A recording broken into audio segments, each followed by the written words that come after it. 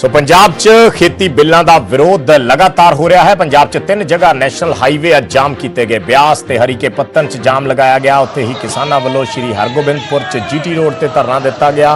तुरंत इन्हां खेती बिलों नूं रद्द करन दी मांग की गई। 5 तस्वीरां पहला टीवी स्क्रीन ते असीं दिखाउने हां कि माहौल की है। दरअसल किसानां दे विच किस तरीके नाल रोस है इन्हां ऑर्डीनेंसिस नूं लैके, जिन्हां ऑर्डीनेंस नूं हुण बिल कह सकते हैं क्योंकि बिल के रूप दे विच उन्हां नूं लोक सभा च रख दिता गया है। कपूरथला, तरनतारन, बरनाला, गुरदासपुर, टांडा दियां असीं तस्वीरां दिखा रहे हैं जिथे किसान वड्डी गिणती दे विच विरोध प्रदर्शन दे लई सड़कां ते उतरे ने। हालांकि इस वेले कोरोना का दौर है, हर किसी की यह भी कोशिश है कि अपने आप का बचाव किया जाए, पर फिर भी इन्हां ऑर्डीनेंसिस का विरोध इस कदर है कि किसान बिना अपनी सेहत की परवाह किए, बिना अपने परिवारों की सेहत की परवाह किए लगातार धरने प्रदर्शन की राह ते ने और इन्हां ऑर्डीनेंसिस नूं, इन्हां बिलों नूं वापस लैण की मांग कर रहे हैं। पंजाब तो दिल्ली तक किसानों का संग्राम है। खेतीबाड़ी बिल तो किसान औखे क्यों ने, बड़े सारे सवाल ने। सियासी पार्टियां का स्टैंड की है, ये सब कुछ इस वेले बहुत मायने रखता है क्योंकि हुण जिहड़ा जिस मसले की शुरुआत कुछ महीने पहला हुई सी, जो ऑर्डीनेंस बने सी, हुण सैशन शुरू हो चुके बिल के रूप दे विच ये ऑर्डीनेंस लोक सभा दे विच पहुंच चुके हैं।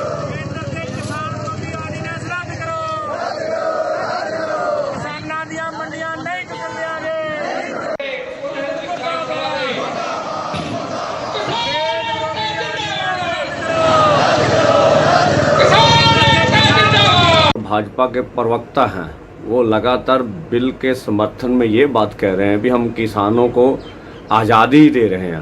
भाजपा वाले जब भी कोई बात करे उसके उल्ट कर रहे हैं। हम कहते हैं वो चैनलों पर ये क्यों नहीं कहते भी हम कारपोरेट घरानों के हवाले देश की खेती को करने जा रहे हैं।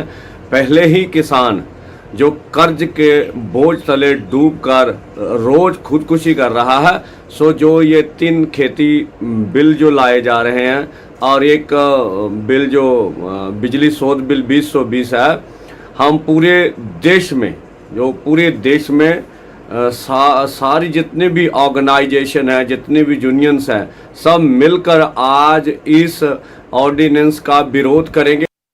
ਅੱਜ ਅਸੀਂ ਜਿਹੜੇ ਕੇਂਦਰ ਸਰਕਾਰ 3 ਆਰਡੀਨੈਂਸ ਲੈ ਕੇ ਆ ਰਹੀ ਆ ਉਹਦੇ ਵਿਰੋਧ ਕਰਨ ਲਈ ਅਸੀਂ ਅੰਸ਼ਿਕ ਤੌਰ ਤੇ ਪੰਜਾਬ, ਹਰਿਆਣੇ ਤੇ ਯੂਪੀ 'ਚੋਂ ਥੋੜੇ ਕਿਸਾਨ ਦਿੱਲੀ ਵੱਲ ਆਏ ਸੀ, ਪਰ ਸਾਨੂੰ ਰਸਤੇ ਦੇ ਵਿੱਚ ਹੀ ਰੋਕ ਲਿਆ ਗਿਆ। ਅਸੀਂ ਥੋੜੇ ਕਿਸਾਨ ਇੱਥੇ ਪਹੁੰਚਣ 'ਚ ਸਫਲ ਹੋ ਗਏ ਆ। ਉਹਦਾ ਅਸੀਂ ਵਿਰੋਧ ਕਰਾਂਗੇ। ਉਹਦੇ ਵਿੱਚ ਜਿਹੜਾ ਅਜੇ ਬਿੱਲ ਲਿਆ ਰਹੇ ਆਰਡੀਨੈਂਸਾਂ ਦਾ, ਅਸੀਂ ਉਹ ਕਹਿਣ ਆਏ ਆ ਇਹਨਾਂ ਨੂੰ ਵੀ ਇਹ ਬਿੱਲ ਨਾ ਲਿਆਂਦਾ ਜਾਵੇ। ਇਹ ਕਿਸਾਨ ਮਾਰੂਗਾ, ਇਹਦੇ ਨਾਲ ਸਾਡੀਆਂ ਮੰਡੀਆਂ ਖਤਮ ਹੋ ਜਾਣਗੀਆਂ, ਇਹਦੇ ਨਾਲ ਕਿਸਾਨੀ ਤਬਾਹ ਹੋ ਜੂ। ਅਸੀਂ ਕੱਲ੍ਹ ਨੂੰ ਵੀ ਪੰਜਾਬ ਦੇ ਵਿੱਚ 25 ਜਗ੍ਹਾ ਟ੍ਰੈਫਿਕ ਜਾਮ ਕਰਨ ਲੱਗੇ ਹੋਏ ਆ। ਅੱਜ ਵੀ ਪੁਲਾਂ ਤੇ ਕਿਸਾਨ ਬੈਠੇ ਆ। ਰੋਜ਼ ਅਸੀਂ ਕਰੋ ਜਾਂ ਮਰੋ ਦੀ ਨੀਤੀ ਤੇ ਅਸੀਂ ਆ ਗਏ ਆ। ਅਸੀਂ ਹੁਣ ਛੱਡਾਂਗੇ ਨਹੀਂ ਇਹਨਾਂ ਨੂੰ, ਭਾਵੇਂ ਸਾਨੂੰ ਪਰਿਵਾਰਾਂ ਸਮੇਤ ਦਿੱਲੀ ਨਾ ਆਉਣਾ ਪਵੇ, ਸੜਕਾਂ ਅਸੀਂ ਜਾਮ ਕਰ ਦਾਂਗੇ।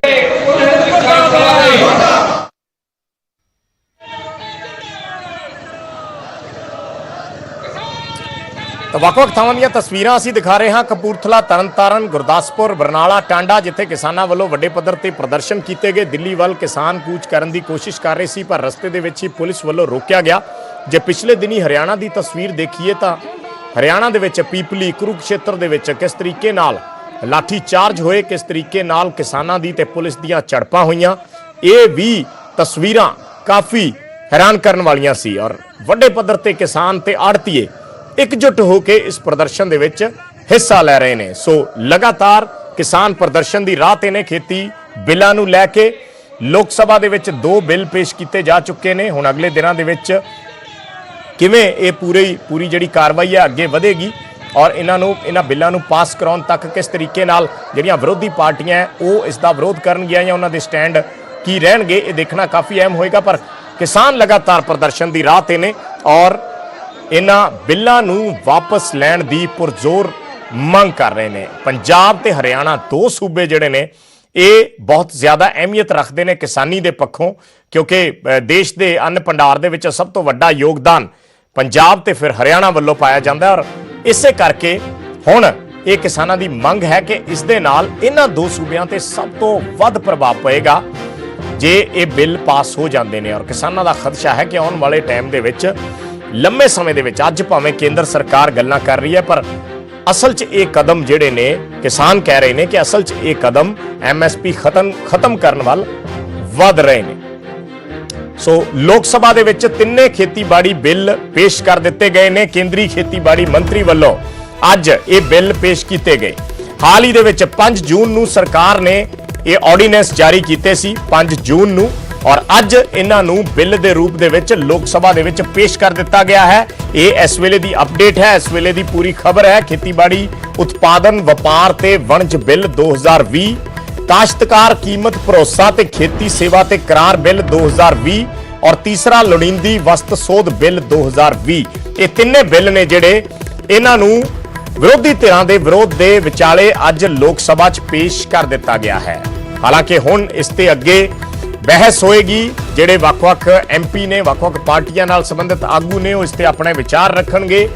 ਜਿਹੜੇ ਵਿਰੋਧੀ ਧਿਰਾਂ ਨੇ ਉਹ ਲਗਾਤਾਰ ਇਸ ਦਾ ਵਿਰੋਧ ਕਰ ਰਹੀਆਂ ਨੇ ਇਹਨਾਂ ਬਿੱਲਾਂ ਦਾ, ਪਰ ਕੇਂਦਰ ਸਰਕਾਰ ਨੇ ਇਹਨਾਂ ਬਿੱਲਾਂ ਨੂੰ ਪੇਸ਼ ਕਰ ਦਿੱਤਾ ਹੈ, ਜਿਸ ਨੂੰ ਰੋਕਣ ਦੀ ਕਿਸਾਨ ਲਗਾਤਾਰ ਕੋਸ਼ਿਸ਼ ਕਰ ਰਹੇ ਸੀ। 5 ਜੂਨ ਨੂੰ ਇਹ ਆਰਡੀਨੈਂਸ ਜਾਰੀ ਹੋਈ ਸੀ। ਇੱਕ ਵਾਰੀ ਫਿਰ ਦੱਸ ਦਿੰਦੇ ਆ, ਤਿੰਨੇ ਬਿੱਲ ਖੇਤੀਬਾੜੀ ਉਤਪਾਦਨ ਵਪਾਰ ਤੇ ਵਣਜ ਬਿੱਲ 2020, ਕਾਸ਼ਤਕਾਰ ਕੀਮਤ ਭਰੋਸਾ ਤੇ ਖੇਤੀ ਸੇਵਾ ਤੇ ਕਰਾਰ ਬਿੱਲ 2020, ਲੋੜੀਂਦੀ ਵਸਤ ਸੋਧ ਬਿੱਲ 2020। ਇਹ ਤਿੰਨ ਬਿੱਲ ਨੇ ਜਿਨ੍ਹਾਂ ਦੇ ਤਹਿਤ ਇਹ ਪੂਰਾ ਜਿਹੜਾ ਕੇਂਦਰ ਸਰਕਾਰ ਦਾ ਫੈਸਲਾ ਹੈ ਜਾਂ ਜਿਹੜੇ ਆਰਡੀਨੈਂਸ ਸੀ ਉਹਨਾਂ ਨੂੰ ਜਾਰੀ ਕੀਤਾ ਗਿਆ ਸੀ 5 ਜੂਨ ਨੂੰ। ਹੁਣ ਬਿੱਲ ਦੇ ਰੂਪ ਵਿੱਚ ਅੱਜ ਇਹ ਪੇਸ਼ ਕਰ ਦਿੱਤੇ ਗਏ ਨੇ ਲੋਕ ਸਭਾ ਦੇ ਵਿੱਚ। ਸਾਡੇ ਨਾਲ ਮਹਿਮਾਨ ਜੁੜੇ ਹੋਏ ਨੇ ਗੱਲਬਾਤ ਕਰਨ ਦੇ ਲਈ। ਪੰਜਾਬ ਦੇ ਵਿੱਚ ਸ਼੍ਰੋਮਣੀ ਅਕਾਲੀ ਦਲ ਤੋਂ ਚਰਨਜੀਤ ਸਿੰਘ ਬਰਾੜ ਜੁੜੇ ਨੇ ਸਾਡੇ ਨਾਲ, ਬੀਜੇਪੀ ਤੋਂ ਮਨਰੰਜਨ ਕਾਲੀਆ ਜੀ ਔਰ ਕਾਂਗਰਸ ਪਾਰਟੀ ਤੋਂ ਰਾਜਕੁਮਾਰ ਵੇਰਕਾ ਸਾਹਿਬ। ਬਹੁਤ-ਬਹੁਤ ਸਵਾਗਤ ਹੈ ਜੀ ਸਾਰੇ ਮਹਿਮਾਨਾਂ ਦਾ। ਚਰਨਜੀਤ ਬਰਾੜ ਸਾਹਿਬ, ਪਹਿਲਾ ਸਵਾਲ ਤੁਹਾਡੇ ਤੋਂ। ਅਕਾਲੀ ਦਲ ਦਾ ਪਿਛਲੇ ਦਿਨੀ ਕੋਰ ਕਮੇਟੀ ਤੋਂ ਬਾਅਦ ਬਿਆਨ ਜਾਰੀ ਹੋਇਆ ਕਿ ਅਸੀਂ ਕੇਂਦਰ ਨੂੰ ਮਿਲਾਂਗੇ ਵਫਦ ਔਰ ਕਵਾਂਗੇ ਕਿ ਇਹ ਬਿੱਲ ਲੋਕ ਸਭਾ 'ਚ ਨਾ ਲਿਆਂਦੇ ਜਾਣ, ਪਰ ਬਿੱਲ ਅੱਜ ਪੇਸ਼ ਕਰ ਦਿੱਤੇ ਗਏ ਆ। ਦੇਖੋ, ਅਸੀਂ ਅੱਜ ਵੀ ਇਸ ਗੱਲ ਲਈ ਆਸਵੰਦ ਹੈਗੇ ਆ ਕਿ ਜਿਹੜੇ ਖਾਸ ਕਰਕੇ ਖਦਸ਼ੇ ਪੰਜਾਬ ਦੇ ਕਿਸਾਨਾਂ ਦੇ ਨੇ, ਤਾਂ ਉਹਨਾਂ ਖਦਸ਼ਿਆਂ ਨੂੰ ਮੇਰਾ ਖਿਆਲ ਹੈ ਕਿ ਪ੍ਰਧਾਨ ਮੰਤਰੀ ਸਾਹਿਬ, ਦੇਸ਼ ਦੇ ਖੇਤੀਬਾੜੀ ਮੰਤਰੀ ਸਾਹਿਬ ਜਾਂ ਫੂਡ ਸਪਲਾਈ ਮਿਨਿਸਟਰ ਸਾਹਿਬ ਜਿਹੜੇ ਹੈ ਉਹ ਕਲੀਅਰ ਕਰਨਗੇ।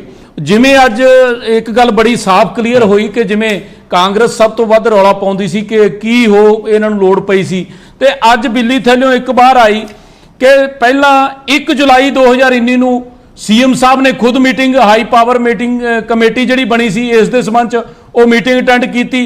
ਫਿਰ ਬੰਬੇ ਦੇ ਵਿੱਚ ਮੀਟਿੰਗਾਂ 16 ਤੇ 17 ਅਗਸਤ ਨੂੰ 2019 ਦੇ ਵਿੱਚ ਹੋਈਆਂ, ਉਹ ਵੀ ਜਿਹੜੀਆਂ ਹੈਗੀਆਂ ਅਟੈਂਡ ਕੀਤੀਆਂ। ਹੋਰ ਵੀ ਅੱਗੇ ਪਿੱਛੇ ਕਈ ਮੀਟਿੰਗਾਂ ਹੋਈਆਂ, ਪਰ ਮੈਂ ਦੋ ਦਾ ਵੇਰਵਾ ਜਿਹੜਾ ਪੁਖਤਾ ਸਬੂਤ ਜਿਹੜੇ ਮਿਲੇ ਆ, ਜਿਹਦੇ 'ਚ ਵੀਡੀਓ ਵੀ ਵਿੱਤ ਮੰਤਰੀ ਸਾਹਿਬ ਪੰਜਾਬ ਦੀ ਬੈਠਿਆਂ ਦੀ ਜਾਰੀ ਹੋਈ ਅੱਜ ਸਾਨੂੰ ਮਿਲੀ ਹੈ, ਮੀਡੀਆ ਨੂੰ ਵੀ ਮੇਰੇ ਖਿਆਲ ਜਾਰੀ ਹੋ ਜੂਗੀ ਜਾਂ ਮਿਲ ਗਈ ਹੋਣੀ ਹੈ।